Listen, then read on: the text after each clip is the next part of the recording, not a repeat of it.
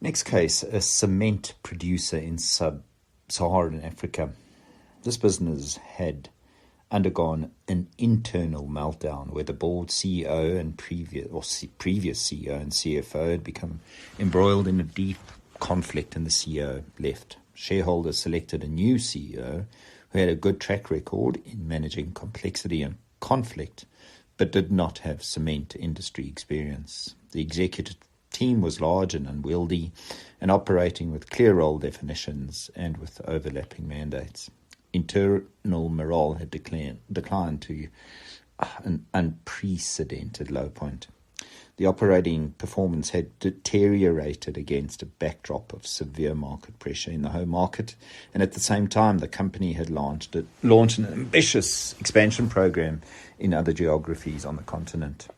These were heavy cash investments. The cement industry globally places undue value on industry experience in spite of declining industry-wide success and failure to manage a changing environment.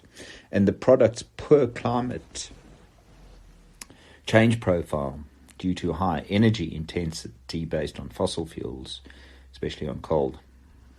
As a result of the above pressure and a failure to communicate effectively over a prolonged period, the share price, especially with shareholders, the share price had experienced a sharp decline.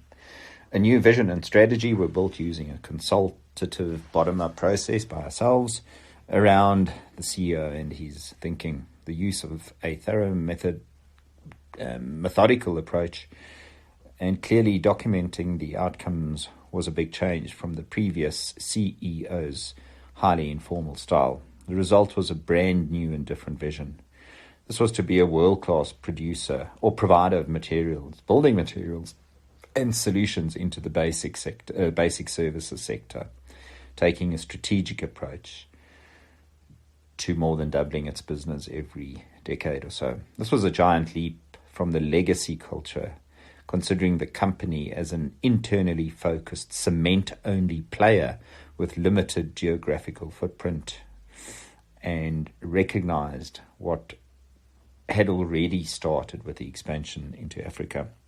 An initiative to restore and increase management credibility, both internally and externally, which included a targeted program to increase the board's confidence in management. R1 billion. Cost savings and benefits accompanied or was planned through this. The Exco was reconstituted in size and scope, and its members had more definition of what was required, of what good looks like.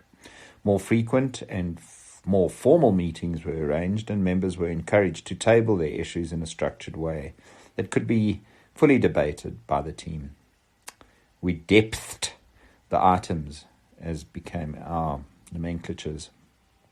Performance management processes and metrics were reintroduced, although there was a poor base to work off.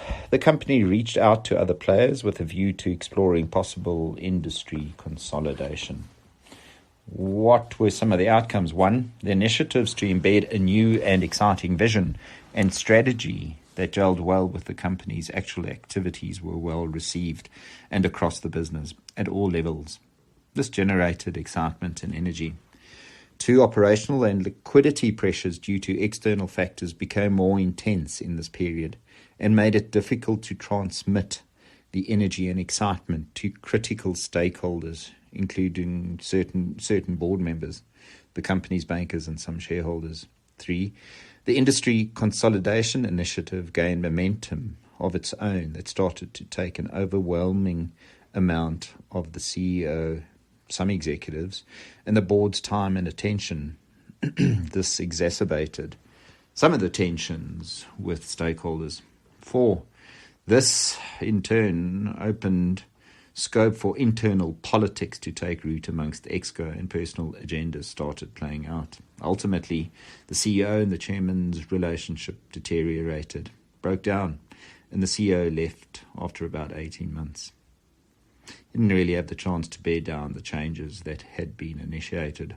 Some of these were picked up, have continued, and the results have been pleasing.